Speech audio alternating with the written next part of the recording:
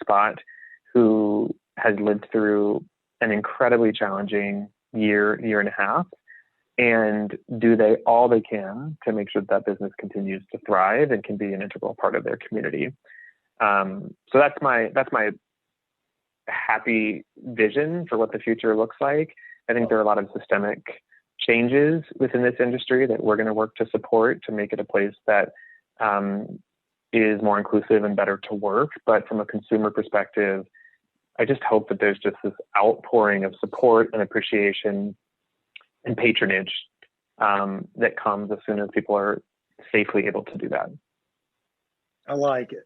Okay, so I'm going to piggyback on what Kris said there. Emily, give me a ray of sunshine, a little Colorado hope for, obviously we saw, tasting rooms were closed and things of that nature. What's a positive that we look to see from the craft beer community as we kind of start to slowly open back up as a country? Well, truly everything Kris just said, because it's hard to follow that. I didn't mean to. It's so true that people gather around their favorite establishments, and I think it's so true, statistically proven at this point, that folks are thinking that more strategically and thoughtfully about where they're putting their dollars, and that's going back to local businesses. And I am also seeing that it's going back to local farms and environmental causes.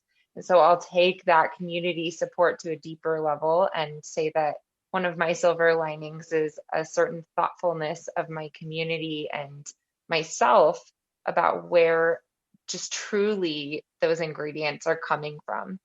Cliche, yes, but to think back to where our resources are coming from and to take better care of those resources is something that is not only happening in pandemic, but I can only hope and predict will continue to become a bigger part of the conversation when we talk about things that we want to eat and drink. I dig it. And y'all, I did leave you with the same exact question, so I do apologize for that. But that's a great answer. Like, let's learn and lean on those same folks that we were able to kind of rely on last year. Let's make sure we don't forget them in 22-1. So, I'm fired up. Y'all give me a little bit of hope right here at the end of the episode after we were talking about all the trials and tribulations. I like how y'all are kind of leading the charge in y'all's respective categories, and I respect it. So thank y'all again.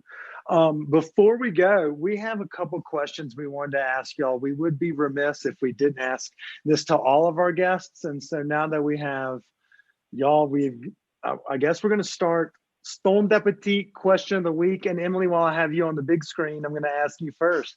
Let's say it was a long day of taste testing brews all day around town, and you get home late and you're about to do the guilty pleasure late night snack, the old reliable that you keep in the refrigerator. What's your guilty pleasure snack that you go to late at night, or the last thing you go to and you won't tell anyone about?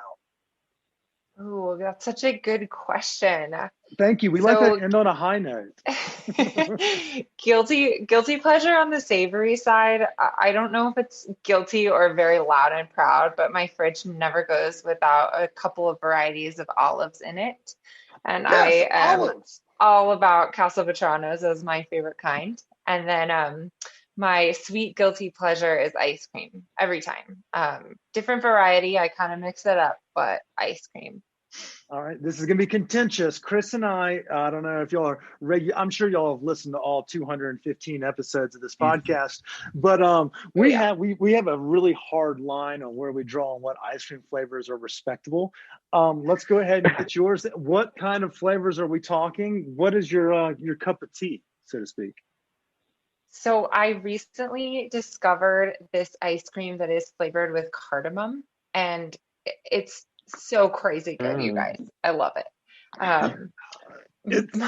More regularly, you'll see. They're just laughing at me, Kris with a K, by the way. I've gotten a couple of hair flips out of Kip at this point, and I don't know if that's a good thing or a bad thing. No, that sounds delicious, but where we really have a hard line in the sand, and you started off with a C, and so I thought you were going there, and it's coffee. Like, I'm a huge fan of coffee flavored ice cream. Ice cream sucks, but I love it. And that's where I thought you were going, and that's where our Got heart it. is. Well, I love coffee ice cream as well. I'll Thank just you. throw that Nailed out it. there. She Yes. said cardamom, so I knew it was going to be some like foodie forward bullshit ice cream. Why can't we just have good old fashioned chocolate, cookies and cream, maybe a little mint chocolate chip on the rarest of occasions, and then a sea salt caramel? Why do we have to have all these crazy things in it? I'm just a traditionalist. God forbid, chocolate and maybe the ice cream sandwich with some cookies. That's my thing. Okay, I apologize. That was me venting. I'm done. Not angry. I'm just disappointed, Emily. Damn it. Hold on. But Kris, what's your stance on coffee flavored ice cream? He's a I like it. I like it. I'm a big coffee Yes. drinker, so coffee in any form works for me. Exactly. Normal people like that shit. Okay, so Speaking now quick time out. Shout out to our favorite edibles, Coda Signature Coffee and Donuts edible bar.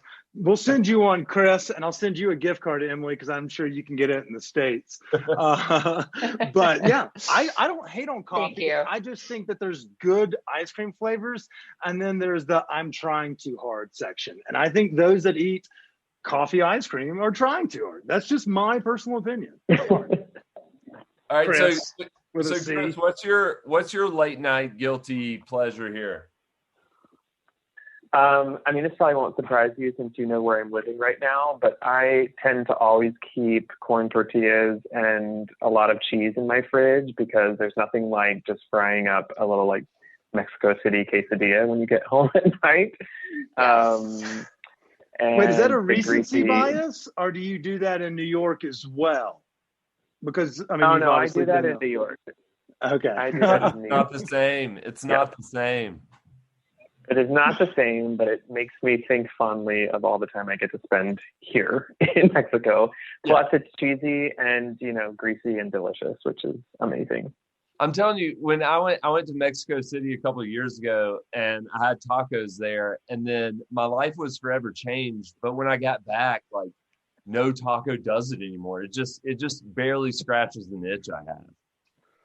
It is tough. It is very tough in the States to find a taco that compares. They don't exist. Okay. Moving on to one of our final questions for both of you. So we call this the Last Supper. And how it works is you can invite 3 guests, living or dead. They can't be friends or family. Who are you having at your Last Supper, and what are you eating? And because that's going to take a second, and I'll tell our intern / producer to put in the Jeopardy question, y'all can think about that while I do a quick ad read.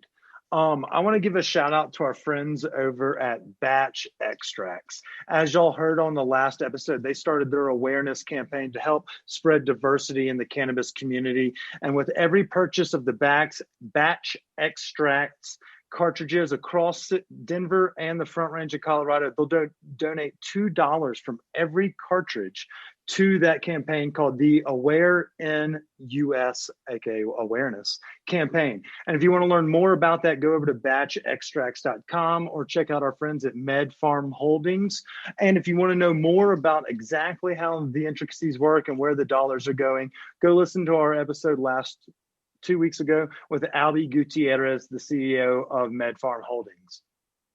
All right, now back from that Jeopardy music. Way to go, Zane. Way to go, Zane. Who wants to be the first up for the Stoned Appetit question? Or, the Last Supper question? Who's got their answers ready? I'm like making the list. Emily's got it. She raised her hand, Kris. I do apologize. Okay, Emily, go No, for it. you I'm can still go finishing first, my Kris. list. That's okay. I'm not done yet. Go for it. I know. I'm kind of getting there myself too. Y'all Well, weren't supposed to listen to the ad read. Y'all were supposed to be thinking. That's my bad. I'm a wordsmith. Well, I just had an I eye roll. have it's a bit of a shameless plug, but I mean every word with authenticity. So one of Radcraft's projects this year is promoting a new movie that's called Beer, a Love Story. And it's a documentary full-length feature film that tells the stories of brewers, I should say, and agricultural specialists from all over the world. And the protagonists in this film are these incredible storytellers and artisans. And I actually cried the first time I watched the film because it is so beautiful.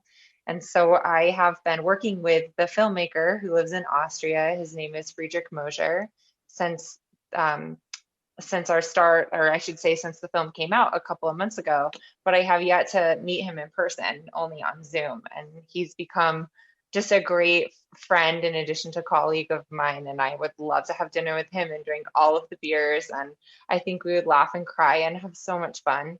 The film manager here in the US is Julia Hers, who's a colleague, friend, and just true beer and food expert.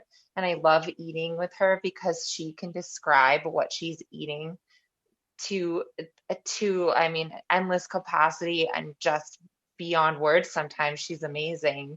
And then we've also been working with one of the primary protagonists in the film, of course. His name is Christoph, and his partner Lisa. They run Barrel Brewing, and I just, again, like all these emails and all this talk of beer, and I just want to drink one of their IPAs that they make over in Austria. So I'm going to give some nods to my new colleagues and wonderful protagonist and director of this film, Beer: A Love Story, because they're really wowing me on flavors in general, and I can't wait to meet them.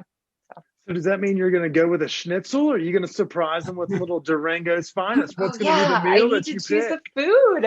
You got to I go. would It's love your to have last supper, not theirs. So you have to think here.